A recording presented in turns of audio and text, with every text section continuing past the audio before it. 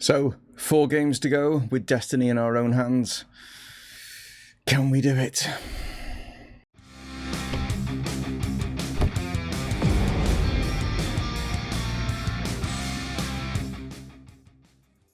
Hello guys and welcome to Dreaming is Possible here with Chesterfield, and yes, we only have 4 games left of the regular season, and we basically, with the results that we've got up till now, we have got destiny in our own hands, as I said.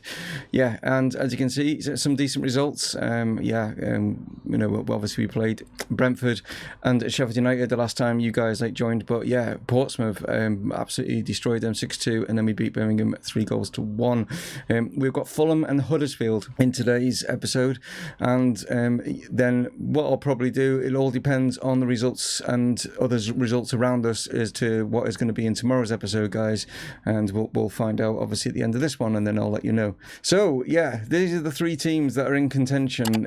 As you can see here, there is us and Stoke both on 93 points. It's our superior goal difference that is keeping us well and truly ahead. We don't have to worry about goal difference, that's the thing, but if we win all 4, it doesn't really matter anyway. But as you can see, with regards to the 4 remaining fixtures, regarding obviously the 3 teams that are involved, Burnley are in obviously the situation where they need us and Stoke to basically lose 2. Yes, they need us to lose both 2 games out of the 4 to have any sort of contention. So I think it is pretty much done. I don't want to say it is, because maybe we could lose all 4, who knows, anything could happen, couldn't it?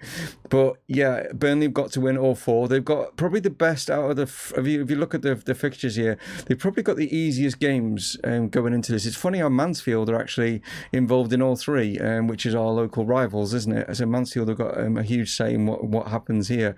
Now, as for winning as champions, well, that is down to obviously us and Stoke. It is Stoke just need us to slip up, and they need to win, and that's what it comes down to. So yeah, like I say, Fulham and Huddersfield, we'll see how these results go, and then I'll let you know where we are. We might have got promoted by the end of this, depending on the results of games in the other matches, or we might still be undecided, and then obviously it will go down to tomorrow's episode. It's in our hands. Can we do it? Let's see.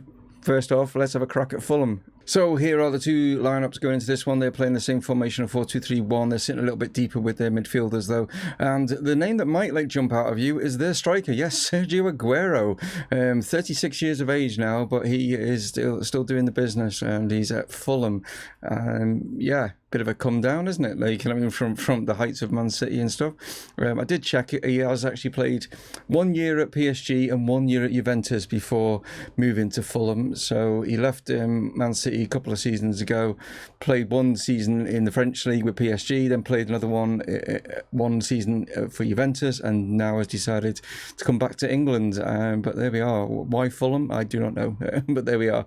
As for us, we are playing with Etheridge in goal, Wyatt at right back, Tisserand and Bednarek as our as our 2 centre backs. We've got Ollie Clay on the left hand side, Dreyer and Gustafsson are going to play in midfield. Ben Clay is the cam, Ollie Watkins and Callum Robinson out on the wings, and then Chaplin is up top. Connor Chaplin, by the way, when he played against Portsmouth, one of his older clubs and stuff, banged 4 goals in that 6-2. He was determined to prove that they should never have let him go. Yeah, he had a right game against them, so he's in great form, and he's managed to get himself 30 goals for the season. So it's only us and Fulham that are actually playing today. The other teams are playing tomorrow, so we have the little bit of advantage going into this of putting the pressure on Stoke as Watkins. I don't know if he was trying to play it through to somebody, or that was a shot, but I don't know what that was. But it was a bit poor anyway, either way, as Tisserand managed to intercept that, but he's managed to give it away to Schick, and Holland's in a lot of space over this side, and he's going to hit this, and they have taken the lead. So Nathan Holland has managed to get in there, and that we just kind of switched off, and that's all come kind of from a pathetic effort from Ollie Watkins. This has all come from Tisserand.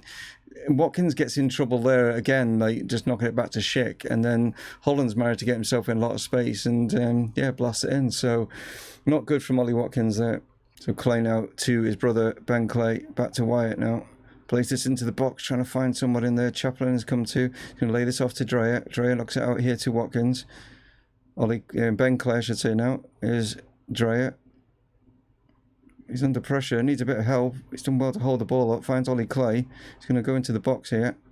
Plays it back to Gustafsson and didn't really catch all of it like he can do. Corner ball, Ollie Clay fires it in. Bednarek's coming in, Dreyer's there, he's hit the crossbar, it's come back to Chaplin, and they kind of got in each other's way there, and no one was able to put it in the back of the net, and it was forced out for another corner as Ollie Clay pushes one back into the box. A bit of an outswinger this time as Bednarek gets on this one. Wyatt hits this again, it's blocked, and Fulham just holding on at the moment. So we come into half time, and like I say, Fulham holding on because we've had all the dominance in that first half. They had one shot on target. Is the mistake that was like geared to giving Holland that bit of space, and they took it, whereas we've not took it. We've only had 4 shots of our 16 on target. Absolutely dominating possession, considering with your away side, 67%. I mean, that's just mad. Like, but we can't find the back of the net.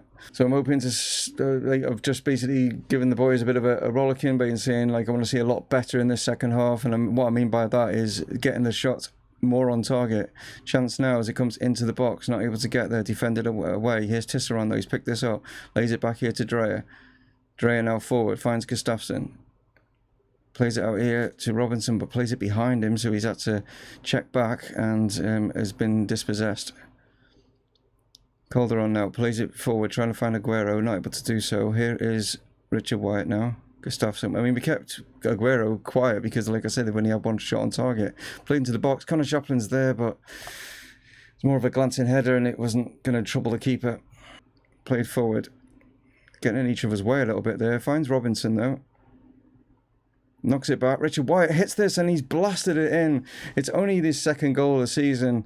He's been in very indifferent kind of form this season. He's been on and off like a lot of the time. That's even considered me possibly looking at maybe like moving him on because his form's been really, really bad. But look at that. He's come in there and he's decided, no, I do want to stay at the club. I do want to fight for my place. So we're going to make a couple of changes. Ollie Watkins just hasn't really been up for this game at all, so I'm going to take him off. Simon Gustafsson is also going to come off. I'm going to bring on like the club captain Levi Sutton, and Robinson's going to move over to the left hand side with Garber coming on the right. Plays it into Garber, who's only just come on into the box. Still going. He's going to come to Connor Chaplin, but he just couldn't get the right side of it to lash his foot around the back of it. It's coming here to Ben Clay now, into Garber. Plays it across. Robinson now manages to keep that in. Plays it back to Sutton. Lays it off to Dreyer. Dreyer back to Sutton. Looking for this opening. It's back to Dreyer. Finds Robinson. Can he pull it across the box? He's not gone across the box. Instead, he's gone for goal. And he has actually scored. Great bit of play. We've totally and utterly deserved this. Like I say, Fulham have had 1 shot on target the whole game, and that is the only goal as well. Like for them, they really haven't troubled us at all in the attacking sort of threat. They've tried to try and get anything from this. We have been giving it everything, as you can see from the stats. 25 shots we've had compared to their 7, and I can't believe that we're not winning this by a lot more. Wyatt now plays it out, but that's poor. So he's done well, and then he does things like that, and that's what I'm saying about his inconsistencies. And there's a little bit of a lob, and they've managed to lob the keeper. Mulder gets his 1st goal of the season by lobbing Etheridge. He's managed to chip it over him, and it's gone into the back of the net. And that's just ridiculous. That's only their 2nd attempt on goal, as you can see here. It's a great goal, but it's just. How are we just not winning this game is ridiculous. Got to go all out attack and just hope.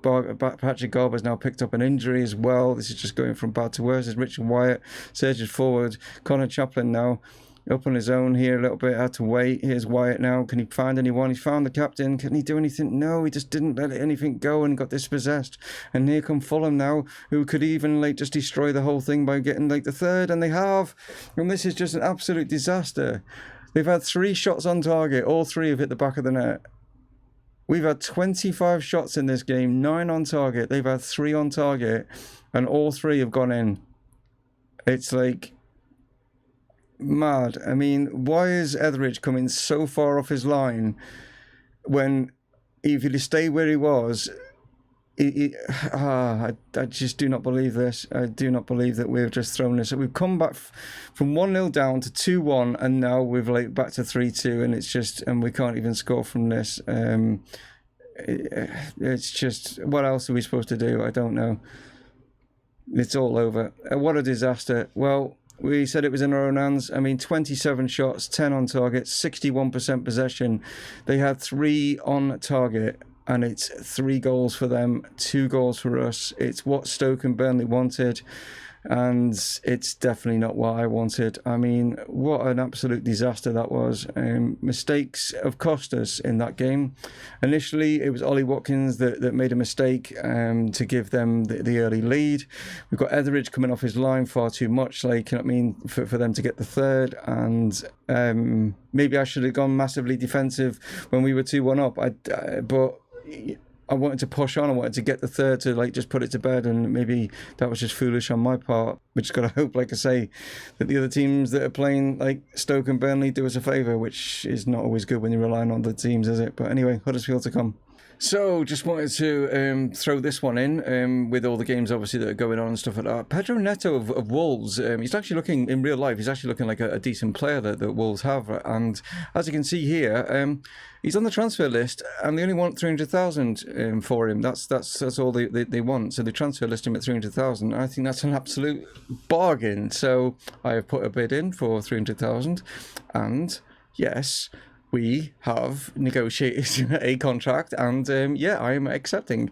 So there we go. Pedro Neto is going to be a player for us for next season. He's obviously not going to be signing right now, but I'm just trying to get certain players signed up, ready for obviously next season. And I think he's a quality player that we can bring in, that I think can do. He's 24 years of age. I think he can do quite as a squad player. I think he's going to be ideal. Like just showing you those stats again, and the fact that he can play right across the front, and he can even, if I really wanted to, I could even play him as a striker if I needed to. But yeah, I just think to have as an ideal squad player, but for 300,000, I think it's an absolute bargain. The other thing that I want to let you know before we go into the game against Huddersfield is a bit of a shock, and the shock is that Stoke and Burnley have both lost. Yes. So we're back to how it was before we played the game against Fulham. Right, let's play Huddersfield. Right, 2 lineups then going into this one, with a little bit of a boost for the fact that, like I say, Burnley and Stoke have lost. We are playing, all of us are playing today, so there's no sort of advantage or anything like that. We've got Wyatt, Bednarek, Tisserand and Ollie Clay as the back 4, Etheridge in goal, Dreyer, Sutton in the midfield with Clay up top. We've got Garber and Warner. Get my words out. Warner out on the wings. We've got Chaplin up top again, and they are playing a 4-1-2-3. They are playing, so a bit more defensive from a Huddersfield side that aren't really playing for anything league position. They're sort of mid-table, and so they're not really playing for anything. But they could be the story, of the back pages, couldn't they, by upsetting things again, which is what Fulham did, and hopefully. Yeah, we put away our chances, because the pre-season, the pre-match or the post-match comments from the Fulham manager was bizarre, saying that he fully deserved the game. We didn't deserve anything from it, even though we had 63% of the possession, far many more attempts on goal, and he seemed to think that we deserved nothing from it. So when I say we're at home, we're not really at home. We're going to be back to our proper stadium for next season, and we're at this Don Valley Stadium for the time being, which is at the Athletics track in Sheffield. I know I'd heard of it before, but yeah, that's they use it for athletics mainly, but it has got obviously a pitch in the middle, and that is where we are been playing our home games, due to the fact that our stadium is getting renovated, so ready for life in the big league. So chance early on here now as Huddersfield have the ball, play it out here. Wyatt gets the ball and heads it down, tries to find Garber, not able to. It's coming to Del Monte, and he wants to say yes, I suppose. But out here to Griffith. Clay, good challenge, plays it down the line here to Warner. Warner just having to go back to Etheridge. It goes long, trying to find Chaplin. Can't get there. Schindler is there, I should say. Played forward. Chance here for Chaplin now. Can he finish this? Good save from the keeper, and it doesn't even go out for a corner. Out to Wyatt. Can he get the ball in? Plays it inside though, finds Sutton, it's sort of blocked. It's a bit sort of scrappy at the moment. There's no free-flowing football from us at the moment. But Tisserand, great ball over the top here. Garber pulls it down. Chaplin with a great opportunity, but just couldn't find the back of the net because I think it was maybe the way it was coming at him. I don't know, he just couldn't get control of it. But lots of attempts from us so far. 13, only 3 on target again. None from Huddersfield, but we just, I mean, yeah, we've hit the post. It's great.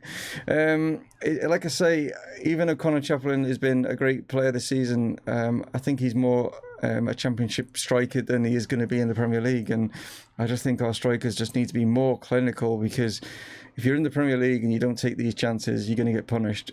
For us, we've kind of been... Well, we have been punished, like in the last game against Fulham, but we have been fortunate in the fact that where we are in the league, we haven't been punished more often. Tisserand there, cleared off the line. It won't go in right now. So it's half time, 18 shots, 5 on target, 60%. Like I say, it's the same story over and over. We're having all the attempts whatsoever, but we just aren't putting it between the white sticks, like, come on guys, chance now, and they're going to score. Of course they will, because they've only had a couple of attempts and it's going to go in the back of the net. This is what I'm saying. It's just, it's bizarre. I think it's maybe it's nerves. Maybe that's it. Maybe that's what is, like, is affecting him right now, because it was just terrible goalkeeping there from Etheridge. He's trying to like bend over an entire shoelace or something rather than trying to save the ball. And they've capitalised yet again. A similar result to Fulham, same sort of scenario. And I just think maybe it is just nerves, and that's what it is coming down to. Is we're maybe snatching at chances in front of goal, and that's why. And when it comes to defending, we're just defending terribly. There's a chance here as Chaplin's out on the. We need him in the box really, not out on that wing. It's coming back to Ollie Clay, inside to Dreyer. Plays it back. Tisserand now. I don't know what he was... Why was he waiting so long to play the ball? It's like... That's what I'm saying. It's this complacency on the ball right now that is, so frustrating with them. It's like they don't want to win. It's just like, no, we don't want to. And Ollie Clay has been red carded. Wow, okay. I didn't quite actually see the incident. Is it 2 yellows? Has he got a yellow? It looks like he's got a second yellow. Well, that has just really messed things up now. We're 1 goal down, and now we're in a right mess. Right, well, I'm going to take the captain off and bring O'Hanlon on, put him back there, and just change his move Dreyer more centrally.